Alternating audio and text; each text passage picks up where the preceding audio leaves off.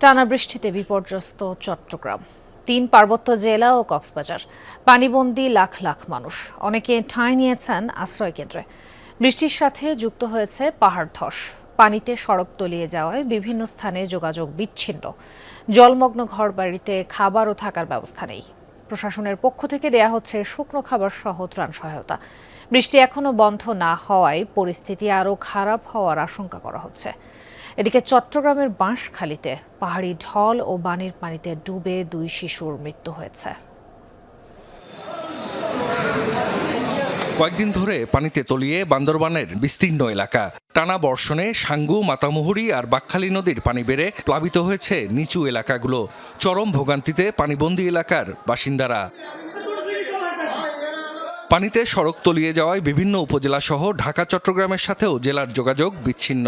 বৈরী আবহাওয়ায় বিপাকে দিন এনে দিন খাওয়া মানুষ, অনেকেই উঠেছেন আশ্রয় কেন্দ্রে। প্রশাসনের পক্ষ থেকে দেয়া হচ্ছে শুকনো খাবার।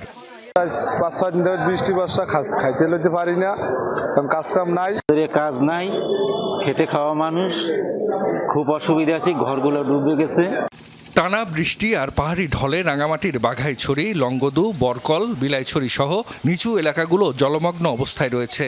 বিভিন্ন স্থানে পাহাড় ধসের কারণে ব্যাহত যান চলাচল। খোলা হয়েছে একাধিক আশ্রয় কেন্দ্র। সাজেকে আটকে পড়া পর্যটকদের উদ্ধার করেছে সেনাবাহিনী।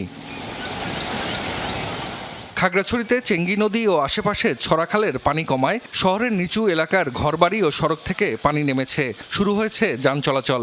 তবে দিঘিনালার মাইনী নদীর পানিতে ছোট মেরুং ইউনিয়নে এখনও জলমগ্ন হাজারো পরিবার। থেমে থেমে চলছে বৃষ্টিপাত।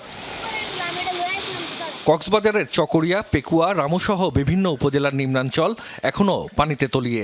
সবচেয়ে বেশি ভোগান্তিতে চকরিয়ার নিচু এলাকার বাসিন্দারা। বৃষ্টির পাশাপাশি পাহাড়ি ঢলের কারণে নিমজ্জিত বিস্তীর্ণ এলাকা। পাহাড় ধসের শঙ্কায় ঝুঁকিপূর্ণভাবে বসবাসকারীদের নিরাপদে সরে যাওয়ার নির্দেশনা দিয়েছে প্রশাসন। প্রায় 1 সিনা পর্যন্ত পানি। আমরা সাঁতার কেটে কেটে এখানে রুটে মানে অবস্থান করতেছি। 100-এর মধ্যে 95 বাড়ি ডুবে গেছে পানিতে, আর 5 ঘর মতো আছে আর কি। কিছু দিনে সকালবেলা প্লেটে বাদ দিছি, কালকে রাতে দিয়ে দিছে প্লেটে বাদ।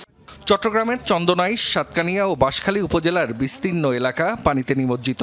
পাহাড়ি ঢলের কারণে নদীর পানি উপচে ডুবেছে লোকালয়। চন্দনাইশ ও সাতকানিয়ায় চট্টগ্রাম কক্সবাজার মহাসড়কের বিভিন্ন অংশ পানিতে তলিয়ে গেছে। ব্যাহত হচ্ছে যান চলাচল। জাহিদ হাসান, যমুনা নিউজ।